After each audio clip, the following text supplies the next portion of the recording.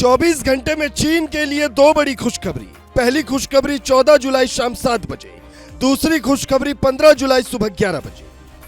साथियों, जब कोरोना का संकट शुरू हुआ था तो मैंने आपदा को अवसर में बदलने की बात कही थी।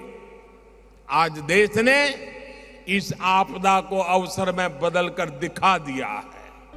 पीएम मोदी के इस बयान का हिंदुस्तान ने कितना फायदा उठाया पता नहीं, पर चीन जरूर इसका फायदा उठा रहा है। जैसे ही चीन के कारोबारियों को यह पता चला कि ट्रंप के साथ गलत हुआ है, उन्होंने ट्रंप की तस्वीर एक टी शर्ट पर लगाई और उसे ई-कॉमर्स वेबसाइट पर अपलोड कर दिया। तब तक इन्होंने एक भी टी शर्ट छापी नहीं थी, पर 3 घंटे के भीतर जैसे ही इन्हें 2000 टी शर्ट के ऑर्डर अमेरिका और चीन से मिले, कारोबारियों ने आपदा को अवसर में बदलना शुरू कर दिया, जिसने चीन के कारोबारियों को एक बड़ा बूम दे दिया। यह चीन के लिए पहली खुशखबरी थी। उसके बाद दूसरी खुशखबरी आई 15 जुलाई की सुबह 11 बजे, जब नेपाल के प्रधानमंत्री के रूप में केपी शर्मा ओली ने शपथ ली। चीन से इनकी ठीक वैसी ही दोस्ती है जैसी पाकिस्तान के शरीफ परिवार की अमेरिका और लंदन से। नेपाल में इनके राज में चीन का वर्चस्व इतनी तेजी से बढ़ने वाला है कि भारत की भी चिंता बढ़ सकती है। इसलिए भारतीय विदेश मंत्री एस जयशंकर को कोई बड़ा प्लान बनाना होगा। केपी शर्मा ओली का पीएम बनना भारत के लिए चिंता की बात क्यों?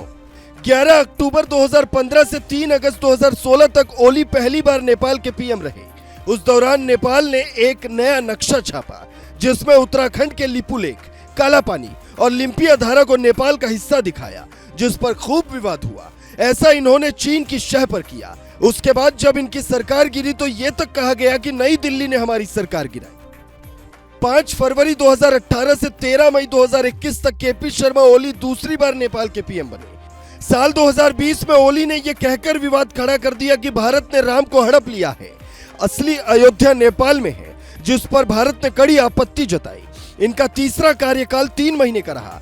बाद में वहां के सुप्रीम कोर्ट ने इनकी नियुक्ति को ही असंवैधानिक करार दे दिया।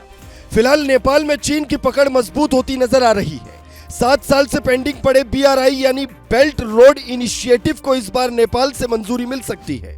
अगर ऐसा हुआ तो फिर भारत के खिलाफ जाल बिछाने में चीन कामयाब हो जाएगा।